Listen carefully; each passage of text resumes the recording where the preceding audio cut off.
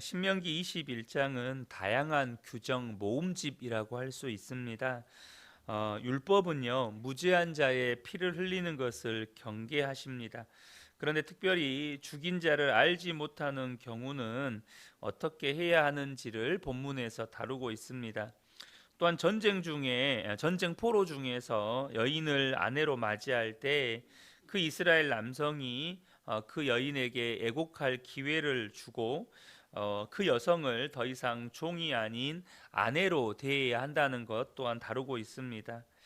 또 두 명의 아내를 둔 경우에 사랑하는 여인의 아들을 자기 마음대로 장자로 취할 수 없다고 규정함으로써 질서를 확립하고 있죠. 이외에도 패역한 자녀에 대한 규정을 다루고 있는데요. 이는 이제 부모의 힘이 점차 약해지고 자녀의 힘이 강성해지는 경우를 염두에 두고 가정의 질서를 확립하는 그런 규정입니다. 오늘 이것들에 대해서 다 나눌 수는 없고요. 우리가 오늘 읽었던 14절까지 해서 말씀의 은혜를 잠깐 나누고자 합니다.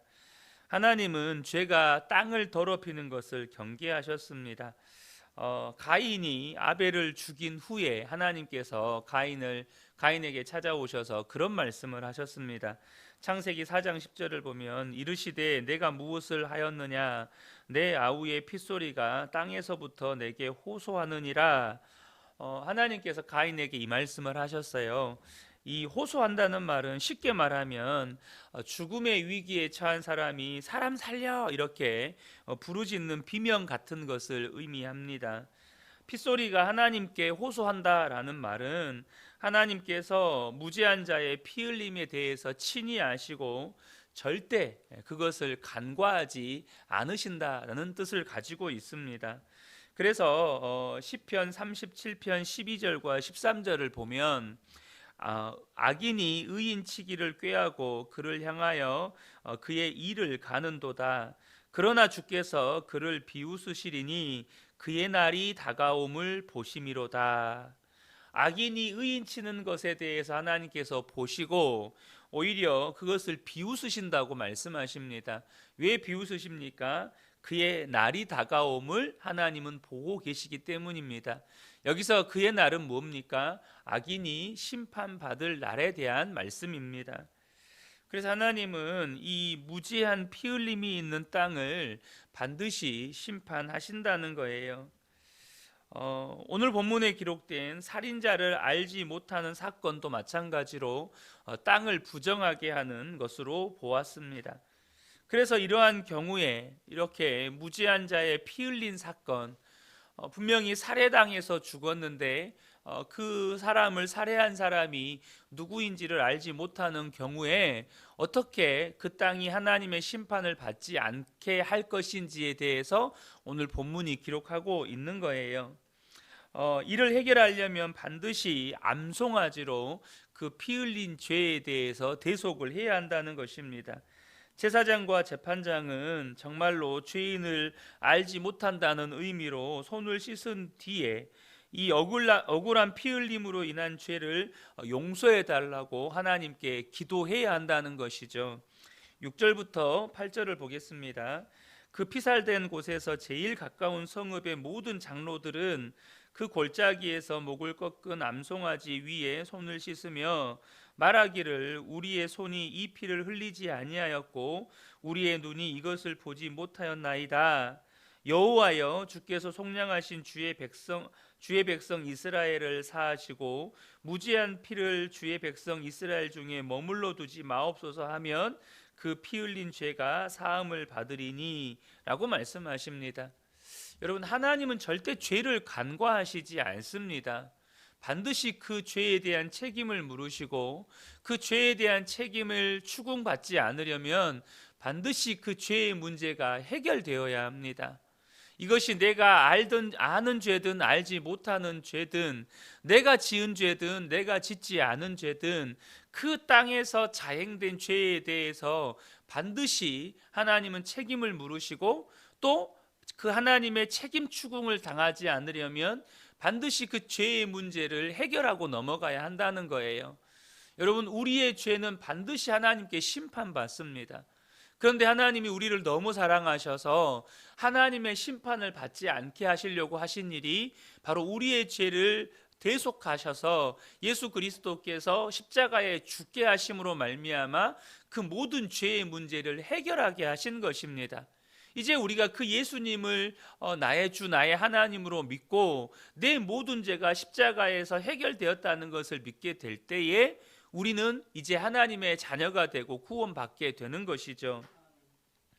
그런데 여러분, 우리가 이 말씀을 통해서 우리가 보셔야 할 것이 있습니다. 제사장과 장로들이 지은 죄가 아닙니다. 그들이 지은 죄도 아니고 그들이 알지도 못하는 죄입니다. 그런데 하나님은 그들에게 그 죄에 대해서 책임지라고 하십니다.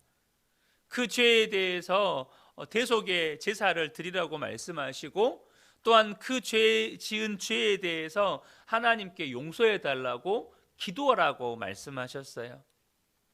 여러분, 지금도 이 세상에, 그리고 이 땅에, 이 전 세계적으로 억울한 죽음이 얼마나 많이 일어나고 있습니까? 얼마나 많은 억울한 죽음, 무죄한 자의 이 피 흘리는 사건들이 지금 일어나고 있습니까? 제가 얼마 전 새벽에도 나누었지만, 여러분, 우리는 이 세상의 왕 같은 제사장들로 부르심을 받은 사람들입니다. 여러분, 지금 우리가 살고 있는 이 땅에도 무죄한 피 흘림의 사건들은 끊임없이 일어나고, 우리가 알던 모르던 이 땅에 죄악의 사건들은 계속해서 일어납니다. 자, 그 책임을 하나님은 누구에게 물으실까요? 바로 이 땅의 왕 같은 제사장들로 부르심을 받은 저와 여러분에게 물으시는 것입니다. 여러분, 이 땅에 일어나는 불의가, 이 땅에서 일어나고 있는 온갖 죄악에 대한 사건들이 나는 모르오 이런 일이 아니라는 것입니다. 내가 한 일이 아닙니다 라는 게 아니에요. 하나님은 그 땅의 제사장들과 그 땅의 장로들에게 그 책임을 물으셨습니다. 마찬가지로 이 땅의 피 흘림의 사건들에 대해서, 이 땅에서 자행되고 있는 온갖 불의함과 죄악됨에 대해서 하나님은 책임을 우리에게 물으신다는 것입니다. 무슨 책임이요? 너 그 죄를 놓고 기도했느냐는 거예요. 너희는 그 죄에 대해서 그 죄를 하나님께 가지고 나아가서 이 땅에서 일어나는 죄악들을 용서해 달라고 기도했느냐는 것입니다. 사랑하는 성도 여러분, 우리는 이러한 왕같은 제사장의 사명을 받은 자들입니다. 이 땅의 무지함의 피 흘림에 대해서 기도할 사람이 바로 저와 여러분이라는 것입니다.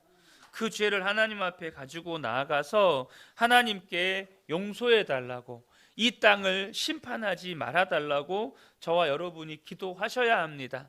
더 나아가서 하나님의 정의와 공의가 이 땅에 실행되도록 저와 여러분이 노력하고 지지하고, 또 제도를 만드는 일에 한 손 거두는 것이 이 시대의 암송아지 제사에 참여하는 일이 될 것입니다. 물론 이 땅에 자행된 죄에 대해서 우리가 기도해야 합니다. 그런데 여러분, 마귀가 어떻게 합니까? 이 땅의 죄를 합법적으로 만들어 버립니다. 이 땅에서 죄 짓는 일이 합법이 되게 만드는 일을 지금 마귀가 하고 있어요. 그러면 저와 여러분은 무슨 일을 해야 합니까? 죄가 불법이 되도록 여러분, 법을 만드는 일에 우리가 한 손 거들어야 하는 거예요. 대표적으로 차별금지법, 저와 여러분이 그것에 반대하고 거기에 한 손 거두는 일을 해야 하는 거죠. 또 본문을 보면 포로된 여인 중에 아내로 삼고 싶은 여인이 있다면 먼저 데려와서 머리털을 밀고 손톱을 베고 포로의 옷을 벗게 한 뒤에 그녀의 이제 그 여인의 부모를 위해서 한 달 동안 애곡할 시간을 주라고 먼저 말씀하고 있습니다. 먼저 이것은 그 여인에게 이전과의 삶의 단절을 요구하는 의식으로 보입니다. 이제 그렇게 해서 이제 그 여인과 결혼을 해서 아내가 된 후에는 이혼할 수도 있잖아요. 그럼 이혼하게 되었을 때 다시 그 여인의 신분이 포로로 돌아갈 수 없다는 것입니다. 그 여인을 종으로 팔거나 절대 그렇게 할 수 없다는 거예요. 이제는 말 그대로 자유인으로서의 대우를 해 주어야 한다는 것입니다. 당대의 기준으로 보면 포로였던 여인의 인권과 지위를 최대한 지켜주는 명령인데요, 사실 그 정도 수준의 명령이 아닙니다. 그 여인이 더 이상 이제는 포로나 종이 아니고 이스라엘 구성원이 되었다는 것입니다. 하나님의 백성이 되었다는 것입니다. 이스라엘 백성으로 받아들여졌기 때문에 더 이상 그 여인을 종으로 대우하지 말라는 뜻입니다. 하나님께서요, 이렇게 포로되었던 자에게 자비를 베풀 것을 요구하고 계시는 거죠. 그 이유가 뭘까요? 신명기서에 보면 다른 모세오경과 달리요, 이 신명기서에 유독 반복해서 하나님께서 이스라엘 백성들에게 하시는 말씀이 있습니다. 왜냐하면 이제 이스라엘 백성들은 이스라엘 가나안 땅에 들어가서 정복 전쟁을 수행해야 합니다. 그럼 그 정복 전쟁을 수행할 때 어쩔 수 없이 분명히 하나님은 그 땅의 여인들과 통혼하지 말라고 말씀하셨지만 분명히 그런 일들이 발생하게 됩니다. 전쟁하게 되면 많은 사람들을 죽이게 될 것인데 여인들을 살려두는 일들도 생기게 되겠죠. 또 어린아이들도 살리게 되는 일들도 생기게 될 겁니다. 그랬을 경우에 그들을 어떻게 처리할 것이냐, 특별히 그 중에 대부분 노예로 받아들이겠지만 그 가운데 분명히 여인을 아내로 둘 경우에 어떻게 할 거냐라는 부분인데요, 이때 하나님께서 이 신명기서에서 이스라엘 백성들에게 반복해서 하시는 말씀이 있어요. 한 구절만 제가 보도록 하겠습니다. 신명기 15장 15절에 너는 애굽 땅에서 종되었던 것과 내 하나님 여호와께서 너를 속량하셨음을 기억하라. 그것으로 말미암아 내가 오늘 이같이 내게 명령하노라. 하나님께서 가나안 정복 전쟁을 앞두고 있는 이스라엘 백성들에게 두 가지를 기억하라고 말씀하십니다. 첫 번째는 애굽 땅에서 종되었던 것을 기억해라. 두 번째는 네 하나님 여호와께서 너를 속량하셨음을 기억해라. 하나님께서 너에게 어떤 자비와 긍휼과 사랑과 기적을 베푸셔서 너를 구원하셨는지를 기억해라. 네가 종되었다는 것, 그리고 하나님이 너를 구원하셨다는 것 기억하라는 것입니다. 그리고 너희도 다른 사람들에게 그런 자비와 긍휼을 베풀며 살라는 거예요. 여러분, 우리가 예수 믿고 하나님의 자녀로 살아가면서 반드시 기억해야 할 것이 바로 이것입니다. 첫 번째는 내가 지옥에 갈 수밖에 없었던 죄인이었다는 사실을 기억하면서 사는 것입니다. 두 번째는 하나님께서 예수 그리스도를 십자가에 나를 대신하여 죽게 하심으로 말미암아 모든 죄를 사하시고 하나님의 자녀 삼아 주셨다는 것, 이 놀라운 은혜를 베풀어 주시고 하나님의 자녀 삼아 주셨다는 것, 이 두 가지를 항상 기억하고 살아야 한다는 것입니다. 내가 지옥에 갈 수밖에 없었던 죄인이었고 하나님의 그 크신 은혜로 하나님의 자녀가 되었다는 것, 이걸 기억하며 살아야 한다는 거예요. 우리가 이 은혜를 기억하면서 살지 않으면 우리는 심각한 실수를 저지를 수밖에 없습니다. 어떤 실수입니까? 그것은 용서하지 못하는 사람이 된다는 것입니다. 이 은혜를 우리가 망각하고 살면 용서를 잘 못하는 사람이 된다는 거예요. 근데 용서를 못하는 게 왜 심각합니까? 우리가 만달란트 빚진 자의 비유를 잘 아실 것입니다. 만달란트는 이 만달란트는요, 우리가 상상할 수 없는 금액의 돈입니다. 이것을 오늘날의 화폐 단위로, 한국 화폐 단위로 환산을 하면 한 6조 원 정도 되는 금액의 돈이라고 합니다. 자, 어찌됐든 지금 만달란트 빚진 자는요, 자기의 모든 소유뿐만 아니고 아내와 자녀와 자신까지 팔아서 빚을 갚아야 하는 상황입니다. 그러니까 그렇게 해도 못 갚는 거예요. 그러니까 어쨌든 그 일부라도 갚으려면 재산 다 팔고 아내도 팔고 자식들도 팔고 자기 자신도 노예로 팔려가야만 하는 상황이에요. 이때 이 10,000달란트 빚진 자가 어떻게 합니까? 임금 앞에 엎드려서 울며 불며 자비를 구할 때 이 임금이 그 사람을 불쌍히 여겨서 10,000달란트의 빚을 다 탕감해 줍니다. 그런 은혜를 받은 이 10,000달란트 빚진 자가 나와서 얼마 지나지 않아서 자기에게 300데나리온 빚진 자를 만나게 됩니다. 그때 그가 어떻게 합니까? 그 사람의 멱살을 잡고 빚을 갚으라고 윽박을 지릅니다. 조금만 기다려달라고, 조금만 참아달라고 애원을 했는데도 불구하고 그 사람을 구속해서 감옥에 가둬버립니다. 여러분, 이 소식을 임금이 듣게 됩니다. 그때 어떻게 합니까? 마태복음 18장 32절부터 35절을 보면, 이에 주인이 그를 불러다가 말하되 악한 종아, 내가 빌기에 내가 네 빚을 전부 탕감하여 주었거늘 내가 너를 불쌍히 여김과 같이 너도 내 동료를 불쌍히 여김이 마땅하지 아니하냐 하고 주인이 노하여 그 빚을 다 갚도록 그를 옥졸들에게 넘기니라.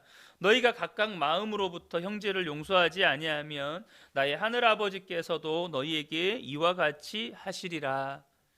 여러분, 이 말씀을 통해서 저와 여러분이 용서하지 못하는 삶을 살게 될 때 얼마나 불행한 일이 우리에게 닥치게 되는지를 잘 보셔야 합니다. 그런데 우리가 용서하는 삶을 살려면 반드시 기억해야 되는 것이 두 가지가 있어요. 첫 번째가 뭐냐면 내가 어떤 처지에 있었는지를 기억하는 거예요. 내가 지옥에 갈 수밖에 없는 죄인이었다는 사실, 도무지 해결할 수 없는, 하나님 앞에서 지옥의 심판을 받을 수밖에 없는 죄인이었다는 사실을 기억하면서 사는 것입니다.